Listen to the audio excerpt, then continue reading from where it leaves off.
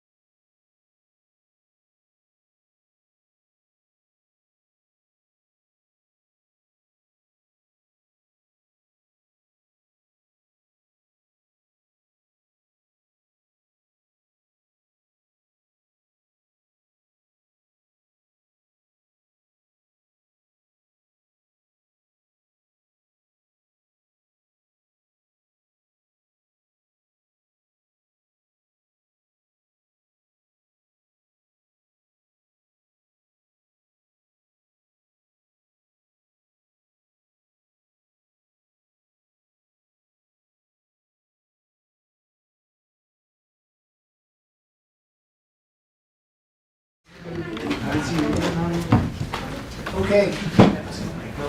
We are back ready for session. And I'm going to go a little bit out of order here before I give any opening remarks, just so we don't hold up important people. We do have a special guest here today, and that special guest is our former colleague, Commissioner Upendra Shivakula. Served on the board for 6 years. How many? Almost 8. Almost 8. But it's count. Well, that's close to 6. Let's go to vacation. Well, it's certainly good to see you. Thank you. And I just want to wish not only you, but all of those present here today, and those who are watching us via stream, a very happy, healthy, and peaceful New Year. This is our first meeting of the new year, and so it's kind of exciting. It's kind of like going back to school in September. If you remember that, I vaguely do. But I'm going to ask my colleagues to come in front of the dais, and I'm going to ask you, Commissioner, if you wouldn't mind coming up here.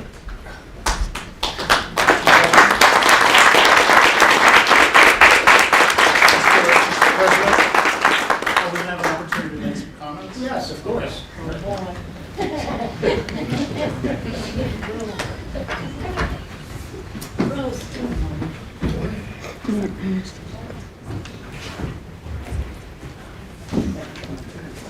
How are you? Good to see you. Happy New Year.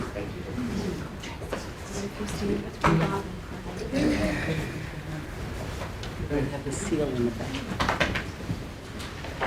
First of all, I have a proclamation here from the governor, and let me present that to you now. And we have a resolution for you from the board, and I'm not going to necessarily read the whole thing if you don't mind, but it is framed. You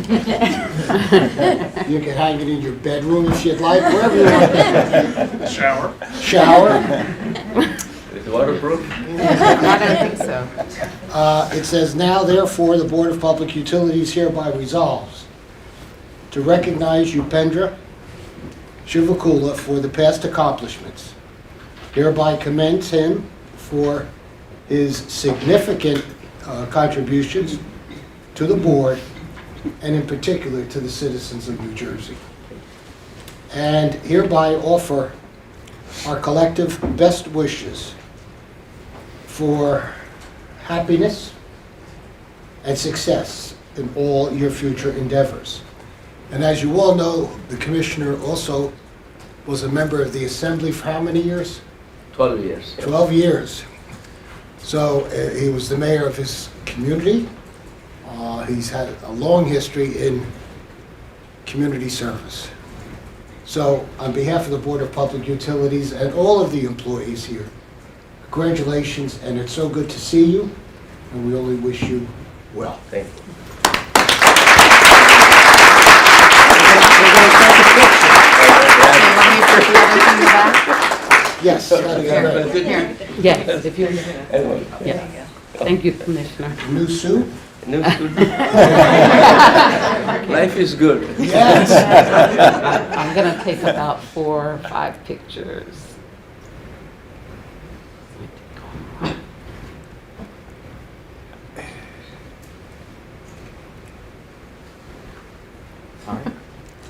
Phone sometimes. Okay, right down. Great, good, thank you. Thank you. Thank you so All much. right. And you'll have a chance to speak too. If we want to go back up here, I'm sure our colleagues want to say a few words about that. Oh, thank you. And we're going to, no 4-letter words though. Okay. Good is also a four-letter word.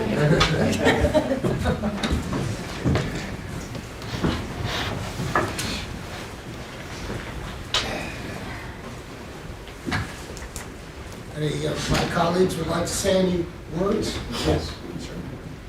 Thank you, Mr. President.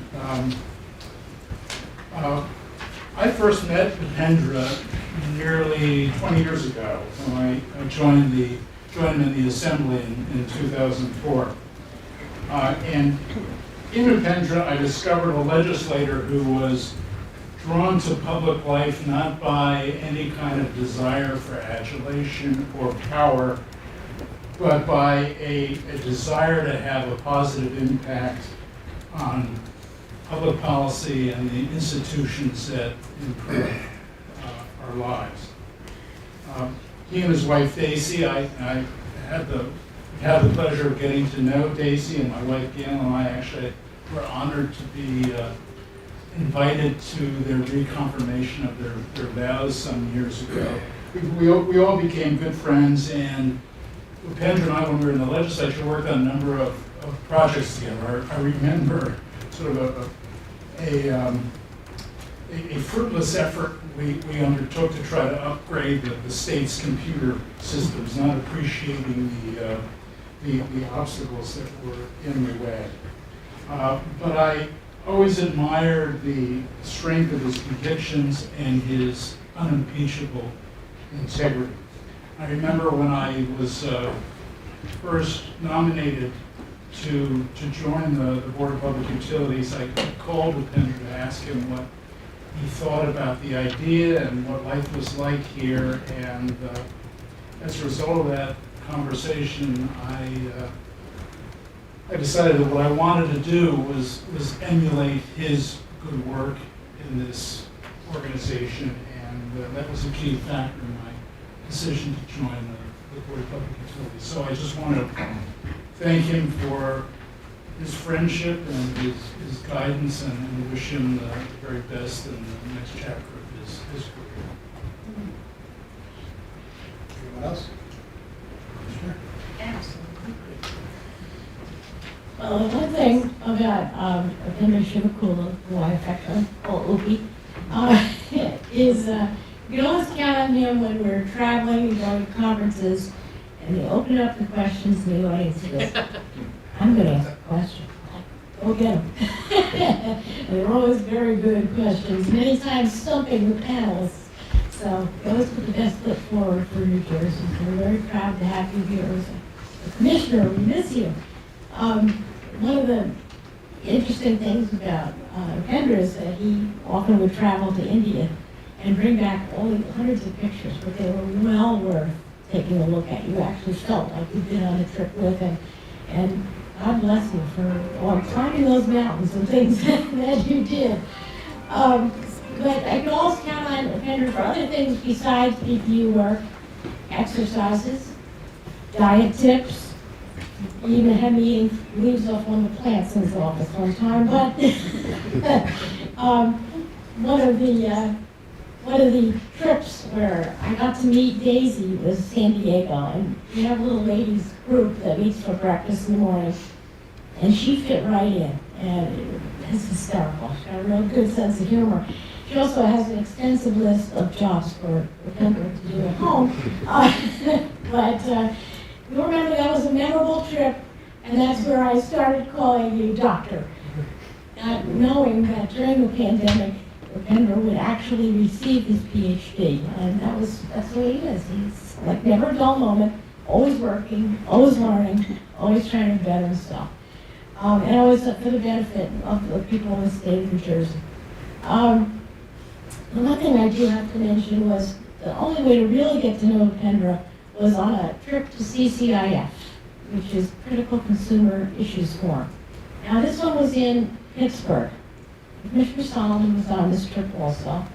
I decided to drive. The two of them flew. And here everybody's laughing. Oh, what did you drive for? It's like 7 hours. I said, oh, I'm breaking it up and trying to visit all the Madisons. There's 7 Madisons in Pennsylvania. We hit them all on the way out there.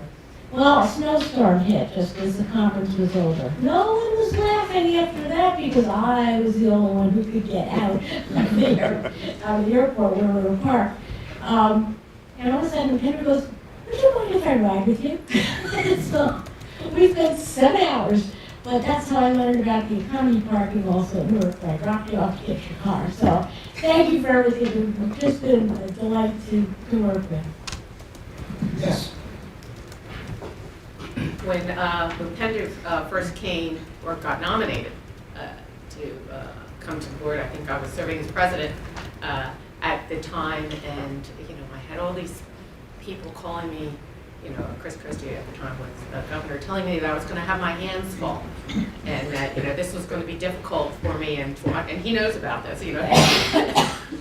Told me, and I said, oh, well, what are they doing to me? They're giving me this difficult person to come, serve at the board.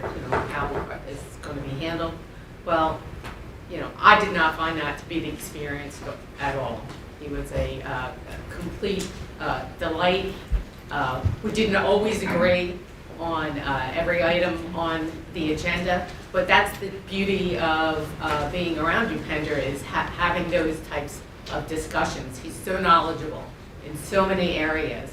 The Board of Public Utility, you have to have a whole number of different disciplines in order to be proficient, and there's really no one person that has it all, though he has many of those proficiencies in his resume.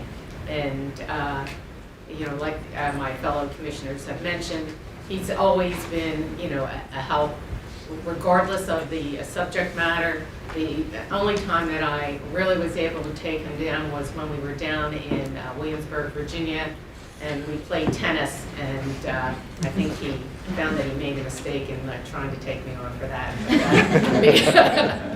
Beyond that, he always was the superior candidate when it came to a discussion.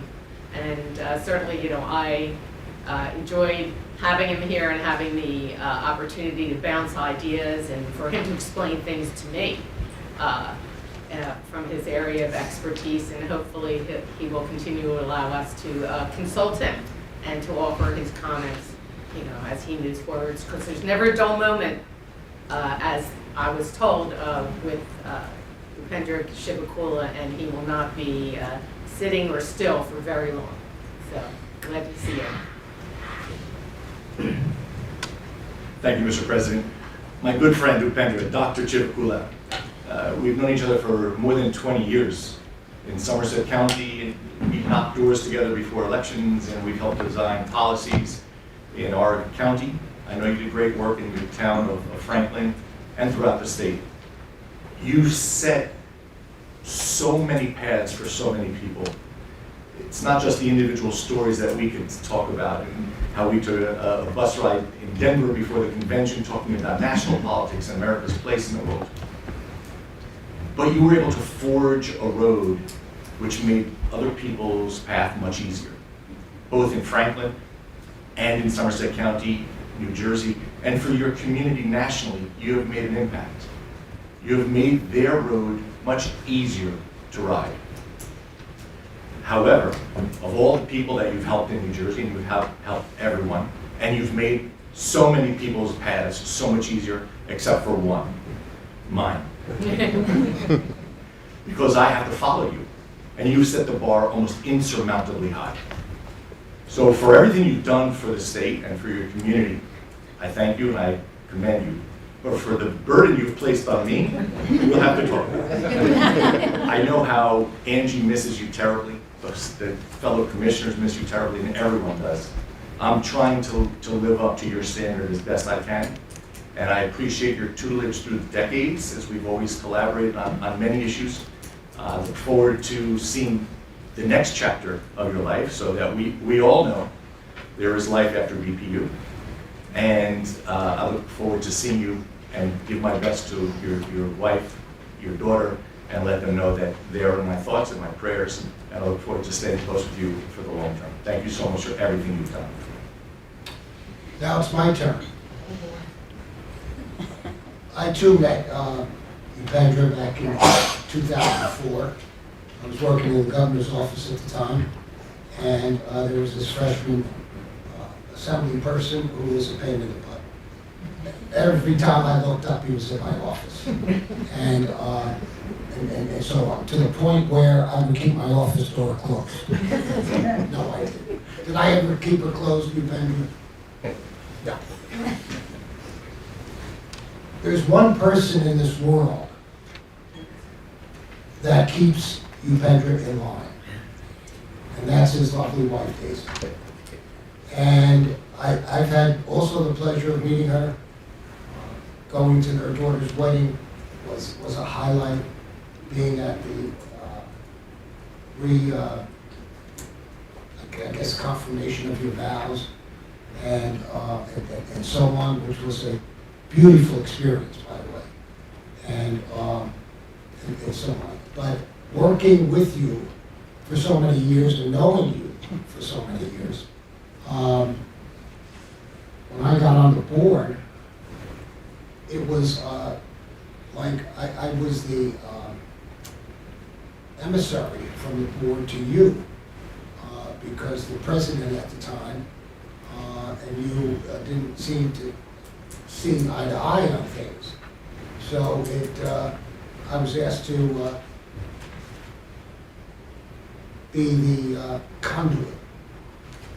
And the many breakfasts we had at the Somerset Diner and so on. The only regret I have is you never paid. and so on. But it's been a pleasure. It really has, and it's one that I will always cherish because you taught me a lot. I have to tell you, half of the things you were telling me, I had no idea what the hell you were talking about. And but eventually I learned. So I thank you for that.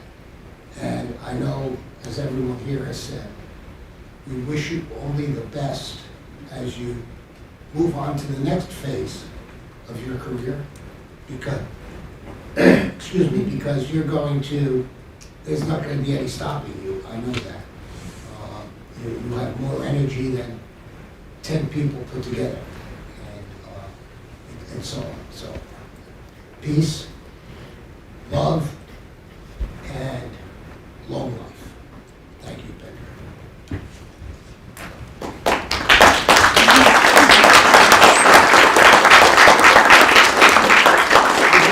Would you like to say a few words? Yeah.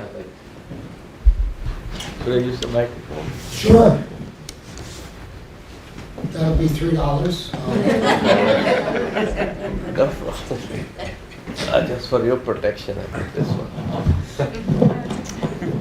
First of all, Mr. President, can you hear me? Yes. And Commissioner Holden, Commissioner Solomon, Commissioner Gordon, and Commissioner Christodoulou.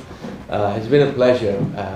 First of all, I want to thank the board and the state of New Jersey, but more importantly, my wife would like to thank you because she has me at home all the time. But she doesn't get to talk to me, but she's there. I'm there. She knows I'm there. And it's been a great run, and that 8 years in the local government as councilman, mayor, and 12 years in the state legislature as assemblyman, deputy speaker, and the commission, almost 8 years, 7 years and 9 months, I believe. And so it's been public service. I didn't realize when I came to the United States in 1974 as a student, international student, to study electrical engineering, that I didn't know that I'll be doing all these things. All I knew was I was going to get my degree and work somewhere, which I did. I worked in the private sector for 30 plus years and government for 25 years, some of them overlap. And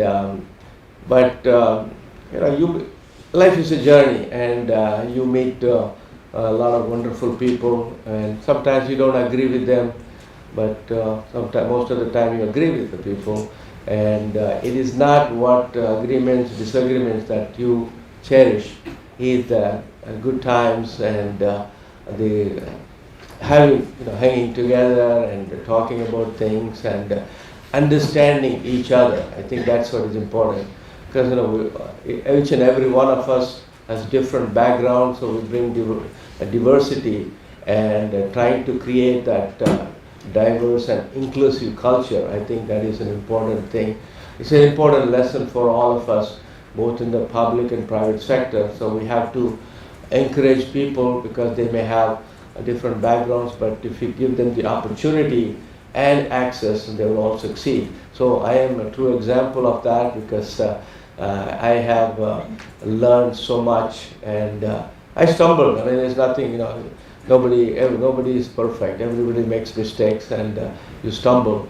But it's not the stumbling that matters. What matters is that are you able to get up, and are you able to stand up? Are you able to sustain? I think that's the most important lesson in my life.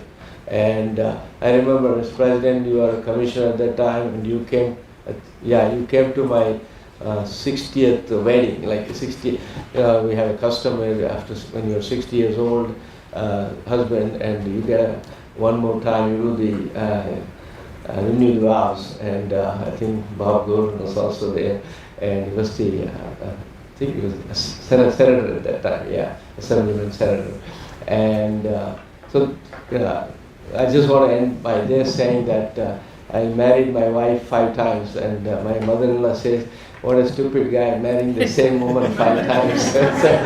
But it's been a pleasure. My wife has been a real sparkling light in my life, and yes, she does keep me in line, but she couldn't keep me. I left traveled to Halifax, Nova Scotia after the retirement, and I went to India by myself. She didn't want to go because of COVID, and I traveled 13 different states in India and had a ball for time. And thank you for the opportunity. Thank you for the learning. Thank you for your friendship. Thank you for your understanding that not always we agree with each other, but at the end, we are all striving for the public good. May God bless all of you. Thank you. And I want to thank the staff. I think all the bureau chiefs and the leaders and the managers, and I want to thank them for, I must have given them a hard time, but that's me, and but with the good intention. So thank all of you. God bless you.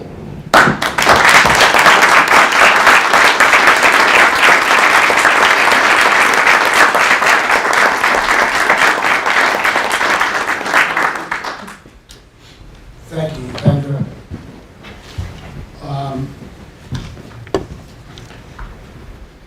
I just want to remind folks that if they are struggling with utility bills, I want to remind them that New Jersey residents, that the winter termination program ends on March 15th of this year. The winter termination program is an annual program, as you know, that prevents utility shutoff for eligible customers during the cold winter months, and that includes water. Assistance programs and utility payment plans are available, but it's important for you to reach out to your utility. Please take advantage of that opportunity. Your utilities are more than willing to work with you. They're more than willing to set up maybe a payment plan, some type of assistance.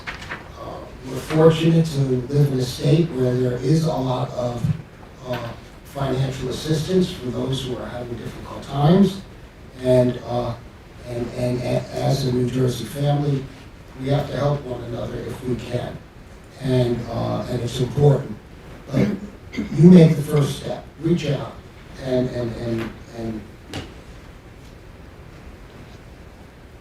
talk to your utility. They're not going to bite your head off. They want to hear from you. They want to help you. They want to point you in the right direction. So, and of course, we're always here as an organization to assist you in any way that we possibly can.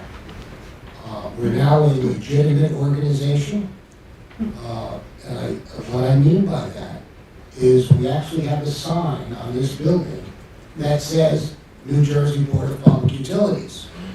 So if you have an opportunity to go to the front of the building, it doesn't only say Civil Service Commission, it also says New Jersey Board of Public Utilities. So we have arrived. And it's very exciting. Sometimes these little steps and these maybe insignificant things are more exciting than other things that we encounter. So, I want to personally extend my congratulations to FERC's new acting chair, a person that all of us, or most of us up here, have had the opportunity to work with. A man of the highest integrity, a man of extraordinary intelligence, a man who has the public interest in mind. He's the former chair of the Washington, D.C. Commission, and it's our friend Billy Phillips. Commissioner Phillips is now the acting chair of FERC, and there will be obviously some nominations to FERC. The former chair, Chairman Glick, his term expired, and I'm not going to say there was politics involved in trying to get him renominated. He was renominated, but the Senate chose not to even give him a hearing. So Chairman Glick is gone, so we need an acting chair. And we are thrilled here in New Jersey to have an ally on the Federal Energy Regulatory Commission in acting Chairman Phillips. And he's a friend, and as you may recall, he was at our Clean Energy Conference down in Atlantic City as a speaker, and I think that demonstrates his affection for New Jersey and his friendship with many of us up here. So, do any other commissioners wish to make any opening remarks? No. Madam Secretary, the consent agenda. I'm glad I reminded you about that. On consent agenda items 3A and 4A. So moved. Second. Roll call. Commissioner Holden? Yes. Commissioner Solomon? Yes. Commissioner Gordon? Yes. Commissioner Christodoulou? Yes. President Fertilisa? Yes. There are no items under audits to consider. That brings us to energy. Dean, I think you're up. You're ready to go. Thank you. Good morning, Mr. President, Commissioners. This matter considers the readoption with two non-substantial changes of the board's rules contained within the New Jersey Administrative Code, Title 14, Chapter 5, known as the Energy Service Rules. These rules govern the provision of electric service over the areas of construction, inspection, and maintenance of utility plant, the testing and accuracy of electric meters, residential underground extensions, vegetation management, and the maintenance and preservation of records and accounts. Staff believes that NJAC 14:5 is necessary and appropriate in that the rules will help ensure that New Jersey utility customers will receive safe, adequate, and proper service at reasonable rates. The rule proposal was published in the New Jersey Register on August 5th, 2022, and will expire on January 18th, 2023 if not readopted. The board received comments on the rule proposal from the stakeholder community through October 14th, 2022, and responded to each of the comments. The notice of adoption contains a summary of all stakeholder comments and staff's responses. In response to comments received from stakeholders, staff is proposing that two non-substantial changes to the original proposal to be made upon adoption. These changes clarify the definition of advanced metering infrastructure and ensure that the New Jersey Division of Rate Counsel receives major event reports at the same time as the board. Staff recommends that the board approve the notice of adoption for NJAC 14:5, with the rules becoming effective upon filing with the OAL and publication in the New Jersey Register. So moved. Second. Questions, comments for Dean? President? Yes. Yeah, Dean, I was hoping you could just confirm some technical points. My understanding is that these rules will affect two indices, the customer average interruption duration index and the system average interruption frequency index, which I believe are indices that in the reporting help us evaluate the performance of individual utilities. Could you just summarize how these changes are affecting these indices, if in fact they are? Okay. So originally, the benchmark standard is that we hold the utilities accountable for is based on a 5-year average of the Katie and SAFE calculations. That 5-year average was in the current rule between 2010 and 2014, I believe. That was right around the time of Sandy. Since Sandy, there's been substantial investment in infrastructure and reliability that makes that period of time no longer relevant realistically in holding them accountable for their performance between that statistical period. So we've changed it to a 5-year rolling average to account for the changes that are happening almost on an annual basis, the improvements that they're making in their infrastructure from either just standard upgrades to equipment or infrastructure investment programs where they're doing specialized reliability upgrades. So the performance should, based on these investments, the performance should be improving over time, and this will account for that. I was led to believe that the standards have been modified going forward. Is that the case? The I'll explain where I'm going with this. the calculation of the standards have been just the time period it's changed. The other portion of the rule that's been changed is the definition for the major event report, which covers the amount of periods of time that may be excluded from those statistics. So we've narrowed we've put firmer guardrails, let's say, on the specifics of that definition, so that the most number of days possible are included in the reliability metrics, and we're not excluding days unnecessarily. I guess what I'm wondering is if we've changed these definitions or standards,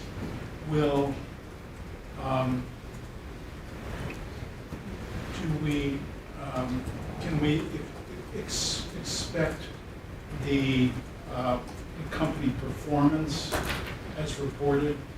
Is that likely to change? I mean, are we going to be able to compare the numbers in an earlier report with those going forward, or do we need to recognize that the standards have changed which affect reporting? I'm not sure I'm articulating this clearly. I'm just wondering whether we're going to be able to make apples-to-apples comparisons over time. Well, the result of this change is going to lower the benchmarks a little bit. That's basically a result of improving reliability over the past 10 years for the utilities, and as a net result, that average number is going to be reduced because they're technically performing better. The benchmark is the 5-year average. The minimum requirement, not to get too mathematical, is slightly below that, statistically calculated below that. So they're required to meet the minimum standard. The benchmark is basically just the running average. That there's not a penalty for not meeting the benchmark, but failing to meet the minimum standard. There are requirements for remediation. My only observation is that if we've made changes to the standards, we might just want to indicate that any kind of report that is released so that people can understand why there might be changes in the data over time. Right. Well, the Katie and SAFE calculations in and of themselves aren't changing. Again, it's just the major event report definition narrows the number of days that could be excluded from those statistics. I apologize for getting into the weeds. That's fine, that's your prerogative. Yes. I too was going in the same direction. But just to point out, Bob covered most of the points I wanted to mention. But in your description of what we were covering today, I think one of the big issues to be recognized and the reasons that we need to update these rules is to show how we're taking into account the need to more adequately measure reliability, of our system. Excuse me. That's a major issue these days, and it's not just simply that we're updating rules. There's some minor changes there. The fact that we're looking at those reliability metrics and the reporting and calculating is of great importance to the work that we do here at the board. So I didn't want that to go unnoticed. Commissioner Gordon picked up on that right away, and I also wanted to highlight that need within these rules and why we are it's so important to have the stakeholder input that we had from all the utilities and rate council so that we have a clear picture. I mean, just recently, while it wasn't storms were what happened within PJM and the potential outages, and to understand how these things occur and make sure that we have in our rules an accurate picture of how the system is working. And we've now allowed the utilities to come in and make accelerated recovery for improvements to their systems. So we need those metrics to be able to make those assessments going forward. So I also wanted to highlight. Any other questions or comments? Yes. Yeah, it's important that we capture, we haven't had AMI just coming on the scene. We're one of the last states, unfortunately. So we're capturing that, as well as I like the fact that we're kind of breaking out the major events. When I came to the board, it was right after Hurricane Irene and the snowstorm surprise and all that. And everything was lumped together, and everyone's going, oh, see, we're meeting the metrics. And it's like, no, a major event like that should not be put into just the regular day-to-day operation. It almost needs its own to see, how fast did you restore? What are the benchmarks? We didn't have that. And I think this is a very good step forward. Thank you. If there are no other questions or comments, roll call. On the motion to approve staff's recommendation, Commissioner Holden, Yes. Commissioner Solomon, Yes. Commissioner Gordon, Yes. Commissioner Christodoulou, Yes. President Fiordaliso. Yes. Thank you, Dean. Take care. Brian, you're up. Must be a FERC item. It is.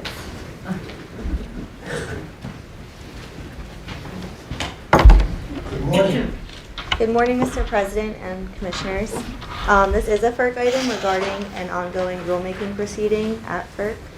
On June 16, 2022, the Federal Energy Regulatory Commission, I'll refer to as FERC or Commission, issued a notice of proposed rulemaking proposing reforms to the Commission's standards for generator interconnection procedures and agreements to address the existing interconnection queue backlogs, decrease uncertainty for interconnection customers, and ensure non-discriminatory treatment of new technologies seeking to interconnect to the grid.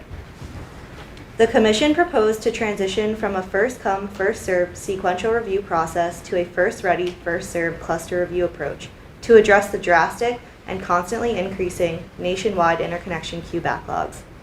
The Commission further proposed several reforms that will facilitate better coordination between states as planning entities, transmission developers, and transmission providers. On October 13, 2022, board staff, on behalf of the board, filed comments in the Generator Interconnection Notice of Proposed Rulemaking Proceeding at the FERC in general support of the Commission's proposed reforms. In light of other comments filed in the proceeding, staff on behalf of the board filed reply comments in this proceeding on December 14, 2022. The reply comments emphasize the board's support for reforms in the notice of proposed rulemaking that will ensure an appropriate interconnection timeline moving forward, and highlight the need for any final rulemaking to include specific additional flexibility in interconnection requirements so that there is no discrimination against resources trying to interconnect in regions with competitive markets. Accordingly, staff recommends that the board ratify the comments filed by staff with FERC on December 14, 2022. So moved. Second. Questions, comments for Ryan? For two items. Roll call. On the motion to approve staff's recommendation, Commissioner Holden, Yes. Commissioner Solomon, Yes. Commissioner Gordon, Yes. Commissioner Christodoulou, Yes. President Fidelis. Yes, thank you, Ryan. Thank you, Mr. President and Commissioners. There are no items under cable television, telecommunications. That brings us to water. Michael? Yes, good morning, Mr. President and Commissioners. Mr. President, I apologize, I'll be recusing myself from this proceeding. Thank you, Commissioner. New Jersey American Water Company, New Jersey NJAW or Company. Service territory includes the Borough of Burrardsville in Somerset County. The Borough Zoning Board adopted a resolution denying NJAW's application to replace an existing water storage tank with the newly constructed larger tank at 426 Mendham Road, Lot 5 in the borough. On January 4, 2022, NJAW filed a petition seeking a determination that the proposed water tank is necessary for the service, convenience, and/or welfare of the public in the company's service territory. The matter was transmitted to the Office of Administrative Law for hearings and was assigned to Administrative Law Judge Tricia M. Caliguire. ALJ Caliguire granted intervenor status to borough resident Paul Savas. On December 2nd, 2022, the intervenor filed a motion seeking an order precluding or barring certain portions of the rebuttal testimony of one of Rate Council's witnesses. On December 14th, 2022, ALJ Caliguire issued a letter order granting the intervenor's motion to exclude the portion of Rate Council's rebuttal testimony. Rate Council filed a motion for interlocutory review on December 19th, 2022. The intervenor responded to Rate Council's motion on December 22nd, 2022. Staff recommends that the board denies Rate Council's motion. So moved. Second. Questions, comments? Roll call. On the motion to approve staff's recommendation, Commissioner Holden, Yes. Commissioner Solomon, Yes. Commissioner Gordon, Yes. President Fidelis. Yes. Thank you, Michael. Thank you. There are no items under reliability and security or customer assistance. That brings us to clean energy. Mr. Hunter? You know, You get me this morning for the first time. are we lucky? Good morning, Mr. President and Good Commissioners. morning. This is in regards to the application for certification of a solar facility as eligible for TRECs pursuant to subsection T of the Solar Act of 2012. This is a application from CEP Renewables to have its Heritage Solar Farm project certified as being located on a brownfield pursuant to subsection T of the Solar Act of 2012. The applicant's proposed 27.4176 megawatt project will be located on 48 acres at the Heritage Mineral Site in Manchester Township, Ocean County. This site, so the staff has reviewed this application and supplied a copy to the DEP for their review. We have received an advisory memo on the application, and the NJDEP has determined that this proposed site is a brownfield as defined by the Solar Act and in accordance with their three-pronged determination. The DEP has also provided specific conditions and requirements for permits and approvals that the project must satisfy. Based on the review of this application and the advisory memo provided by the DEP, staff does recommend that the board take the following three items. They grant conditional certification of the Heritage Solar Farm project as proposed on the Heritage Mineral site, defined as a brownfield, consistent with the Solar Act of 2012. We find the condition for certification provided by the NJDEP be fully documented as satisfied by the applicant prior to the staff's issuance of full certification, and direct the applicant to file its TREC registration within 14 days of the date of the order. So moved. Second. Questions, comments? Roll call, please.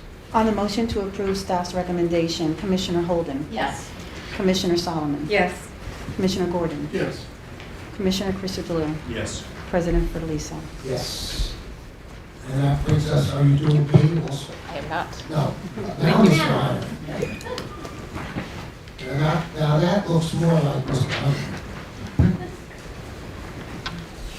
Good morning, Commissioners. Good morning, Scott. This item relates to an application submitted by Advanced Solar Products for remote net metering at the Rutgers University Snyder Research Farm. The Clean Energy Act of 2018 directed the board to establish an application and approval process to certify public entities to act as a host customer for remote net metering capacity within 120 days of enactment. In compliance with this directive, the board approved a process and a public entity certification agreement by order dated September 17, 2018. On November 15, 2022, Advanced Solar Products submitted a remote net metering application for the Rutgers University Snyder Research Farm to the board secretary's office. The application included a fully executed public entity certification agreement and an interconnection application, Part 1, executed by the Rutgers University Director of Sustainability and Energy as a representative of the customer generator. The certification agreement further specifies that the primary host account is the Snyder Research Farm, where the proposed 82.35 kilowatt solar electric generation facility will be located. The agreement also lists 2 additional Rutgers accounts serving as host customer accounts and receiving customer accounts. Each receiving customer account is allocated more than 10% of the credits per account, and the total allocation among the accounts sums to 100% of the credits from the proposed solar facility. On November 15, 2022, JCP&L, Jersey Central Power and Light, was provided the revised application for remote net metering for the Rutgers University Snyder Research Farm. The company reviewed the application and provided no objections to the revised application for interconnection or the public entity certification agreement. Staff makes the following 2 recommendations. First, staff recommends that the board find that the applicant has proposed a solar electric generation facility that is consistent with the size limits established by the board's September 2018 remote net metering order. And second, the board find that the proposed solar electric generation facility described in the remote net metering application satisfies the criteria set out by the board in the remote net metering order and approve the public entity certification agreement for the Rutgers Snyder project.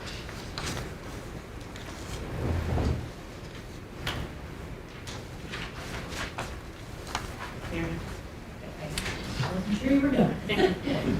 Yeah, I will move it. Second. Questions, comments for Scott? Roll call, please. On the motion to approve staff's recommendation, Commissioner Holden? Yes.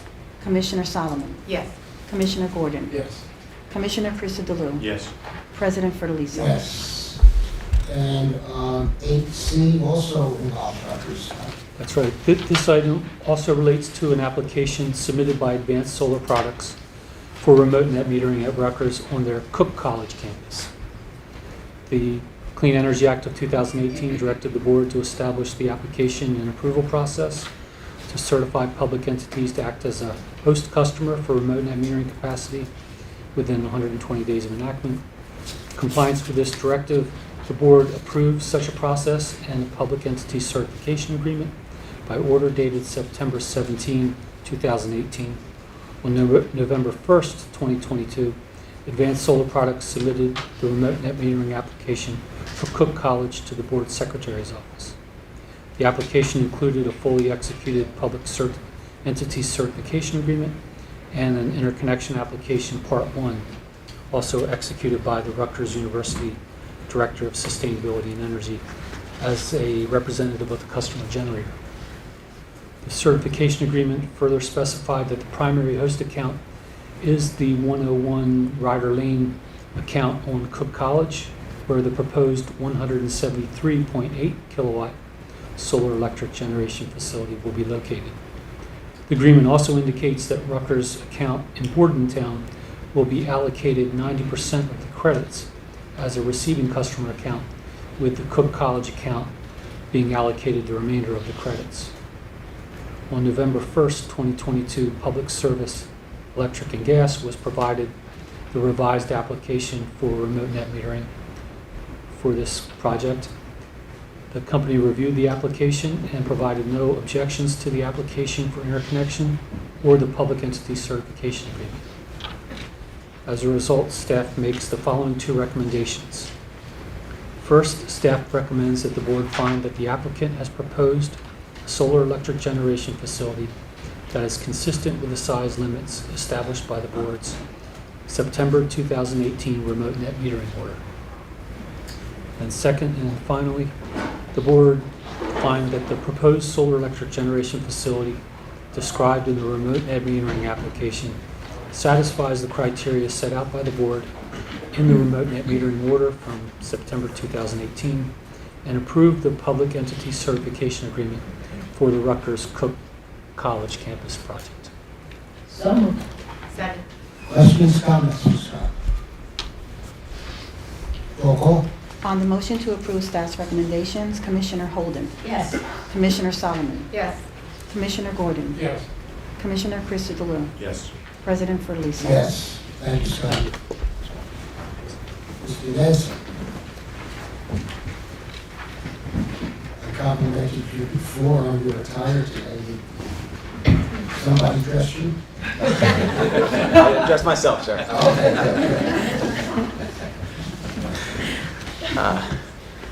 Morning, President and Commissioners.